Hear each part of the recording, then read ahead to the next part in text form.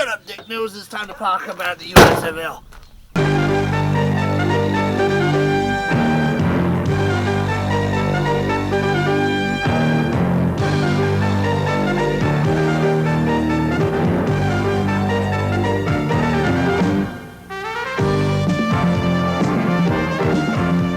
What's up, everybody? USFL Jim here. It's week 2 of the USFL behind us, and let's fucking jump into this recap. The games were fantastic. This was a better week than week 1, in my opinion. The commentators, good job. Players, good job. Team, good job. Everybody, good job. Also, the fact there wasn't an embarrassing news story circulating about one or multiple of the teams, also a plus on that regard. I love everything about it. Let's just jump right into the games.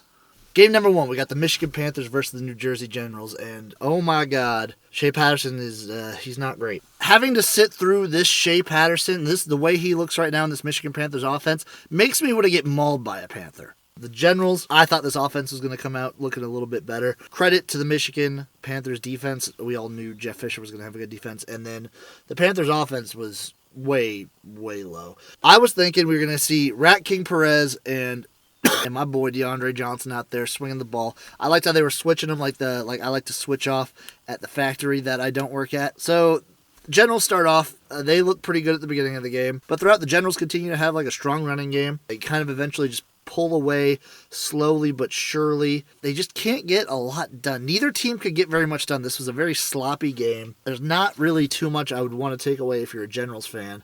Or a Panthers fan, if I'm being honest. Like, both defenses looked pretty decent throughout, but both offenses looked pretty weak. You had Perez with the turnover.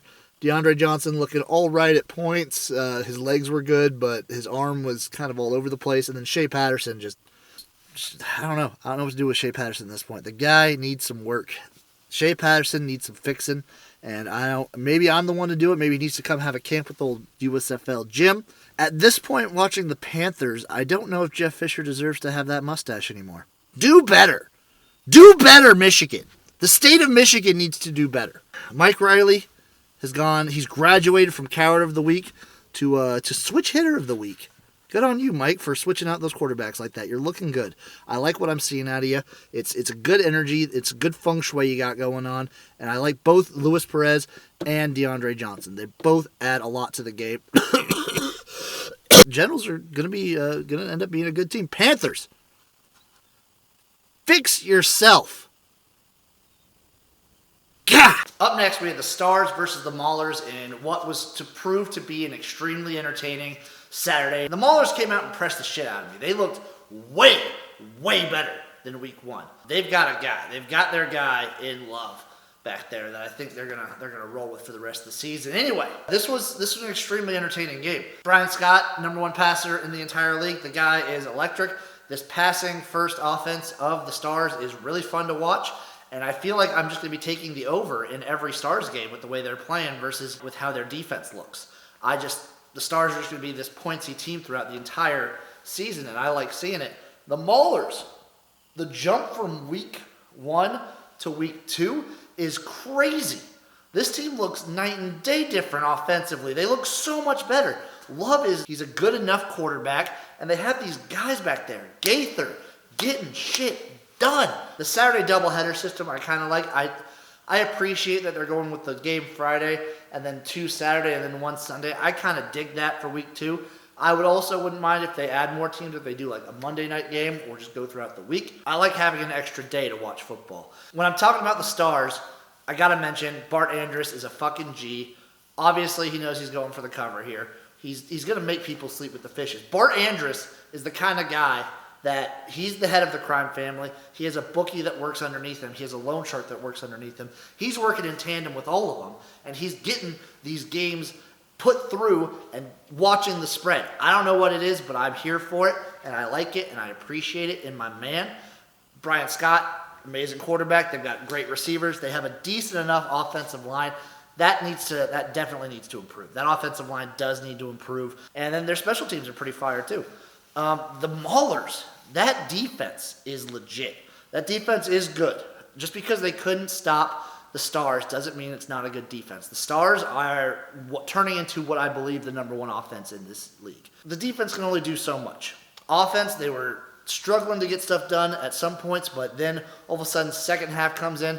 Love is just swinging his love gun around like it's going out of style. Their receivers are catching bombs. It's a fun game to watch. Almost brought a tear to my eye how happy it made me seeing the Maulers so improved. Final thoughts on the game. Stars, you're wonderful. Probably my number one team in the North. Offense, amazing to watch. Brian Scott's amazing. Bart Andrus terrifies and arouses me at the same time. As far as the Maulers go, the improvement is drastic.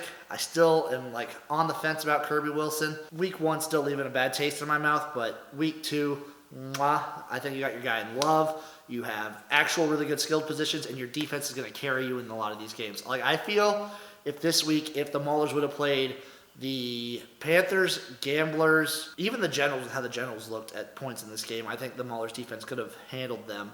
I think the Maulers could have beaten most other teams this week. That's how I want to see. I love the parity that we're getting in this league. Good on you, Maulers. Just fix those fucking colors. Game number 3, we had the Birmingham Stallions taking on the Houston Gamblers. Stallions, man, this is a good team to watch. They have their guy in J.M.R. Smith, and although he made a few mistakes, I still love this dude's heart. I like the way he played. I like the way that the team follows it. I just want to formally apologize to Skip Holtz for saying he was the worst coach in coming into this league. That is not true whatsoever. He is not the worst coach. Kevin Sumlin, however, let's start with the positives for the Gamblers. Their defense is really good. Their defense is really, really good. I am continually impressed with this defensive front. Their linebackers, just everything they're doing out there. This offense, though, Clayton Thorson, my man, I've been rooting for you for a long time, but you need to step up. You need to do something out here, my boy. You just need to help your defense out. He's not there yet. I still think he can be there. I still have hope for Clayton Thorson. And then when he would make certain throws, his receivers would drop him. It just wasn't working out whatsoever. The game was pretty exciting throughout. The Stallions kind of making a few mistakes here and there, but pulling away. I feel like this home crowd advantage is decent enough for the Stallions. The crowd that was there for this game was decent size. It was pretty big, but compared to the rest of these USFL games, it's a massive swing. And I think that gives enough of an advantage to the Stallions that it makes a decent size difference. And you're going to see Stallions getting some of these games that they don't deserve. I think we saw week 1 against the Generals. The Stallions, that comeback was willed by the fans, and I think you're going to start seeing that more and more. The Stallions are going to be a dangerous, dangerous team. Final takeaway, Stallions, fun team, gritty team, love J.M.R. Smith.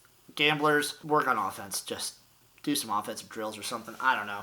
You got to do something out there. I don't fucking know.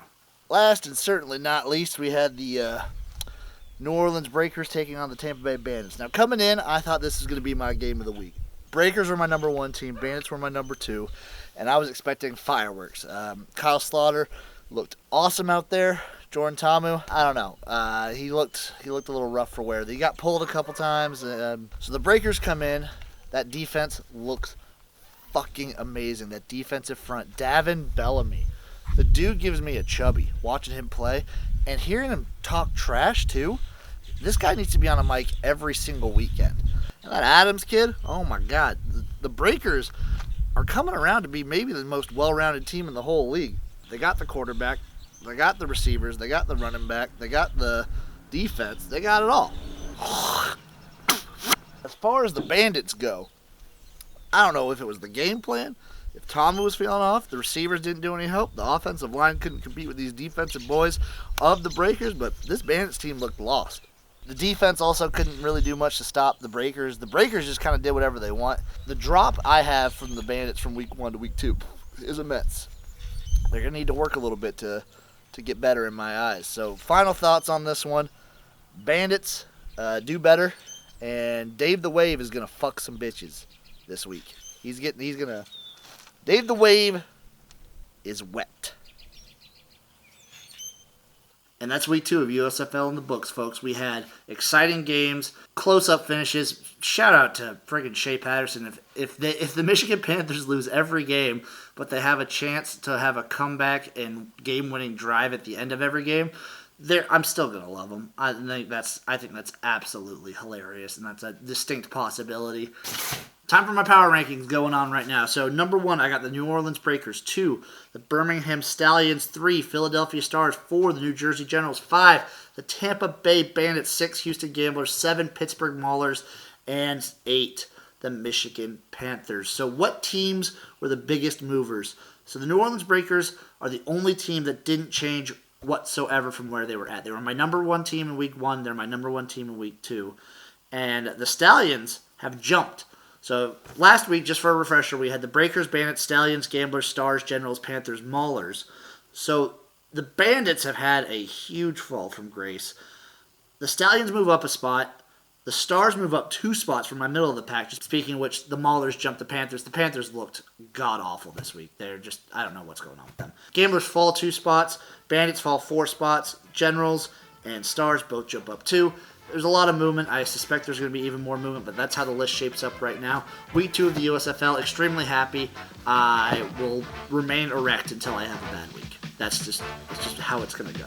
That's how the USFL is playing, and that's how USFL Jim is relaying this news to you.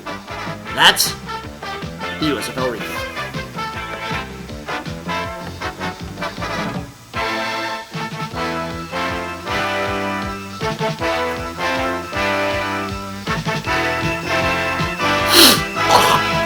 Oh, God.